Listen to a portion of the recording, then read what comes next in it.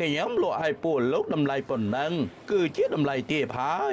លោកយកទៅលក់ប្រកាសជាចំណេញច្រើនចូលលោកបានដាក់សញ្ញាសម្គាល់ថាមួយណាជារបស់ខ្ញុំមួយណាជារបស់គេហើយនៅ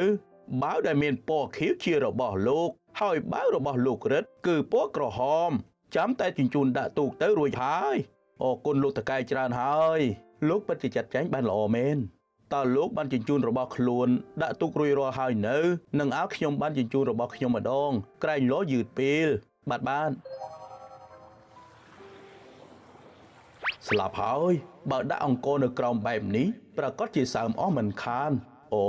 មែនហើយត្រូវតែរៀបអីវ៉ាន់របស់លោករិទ្ធដាក់ទៅខាងក្រោមហើយដាក់របស់ខ្ញុំខាងលើធ្វើអញ្ចឹងទើបរបស់ខ្ញុំមិនសើមហើយស្ងួតល្អទៀតខ្ញុំពិតជាឆ្លាតមែនមើលទៅលបងហត់បែកញើសជោគពេញខ្លួនអស់ហើយលបងសម្រាប់ទៅចាំខ្ញុំជួយរៀបឲ្យបើរៀបបែបនេះមើលទៅពិតជារញ៉េរញ៉ៃណាស់អញ្ចឹងចាំខ្ញុំជួយរៀបចំឆាប់រួចរៀបចំប៉ុណ្ណឹងសោះមិនអីទេចាំខ្ញុំជាអ្នករៀប